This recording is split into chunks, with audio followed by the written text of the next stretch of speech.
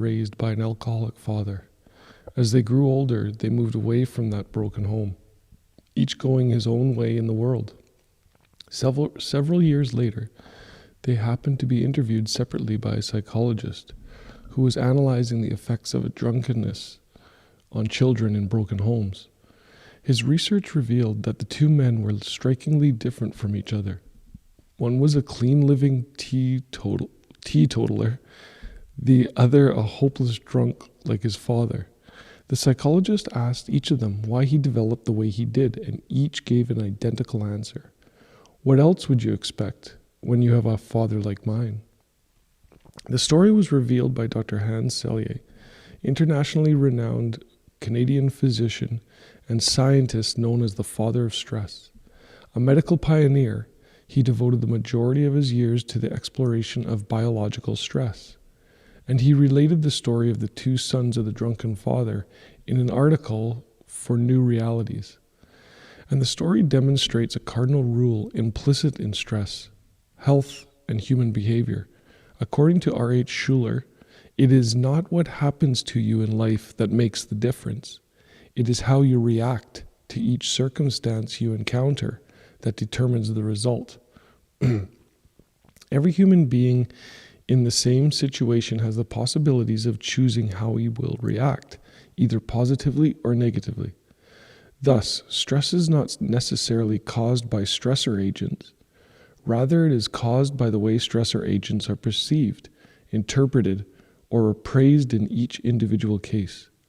Outside events and people upset some more than others because they are looked upon and dealt with in entirely different ways. The stressors may even be the same in each case, yet the reaction will almost always be different in different people. So what is the cause of our stress?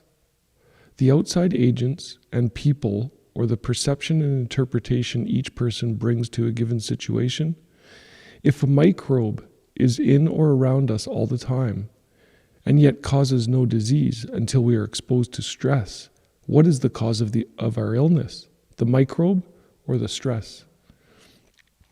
Basowitz, Persky, Korchin, and Grinker, in their book Anxiety and Stress, have this to say about the cause of stress.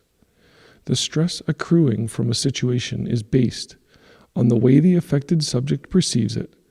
Perception depends upon the multiplicity of factors, including the genetic equipment, basic individual needs and longings, earlier conditioning influences, and a host of life experiences and cultural pressures. No one of these can be singled out for exclusive emphasis. The common denominator of stress disorders is reaction to circumstances of threatening significance to the organism. Armed with that kind of information, it would seem that we can greatly improve our reactions to stressful situations.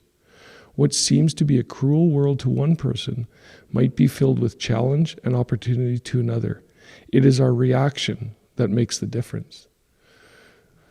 This is an amazing reading, guys. I mean, so many points to look at. It is not what happens to you in life that makes the difference. It is how you react to each circumstance you encounter that determine the result.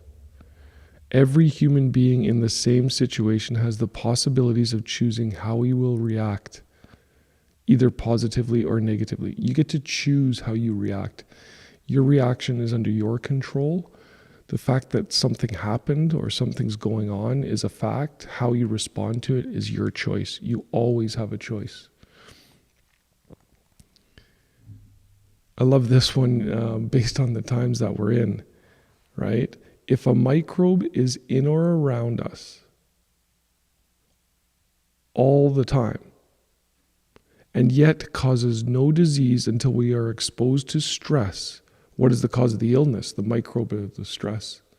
So we're sitting here in COVID right now, and everyone's saying, and there's bugs around, and we got to quarantine, and we've got to think of what we're going to do about this bug, when in actual fact, is it the fact that we're under so much stress that opens us up to the attack of the microbe?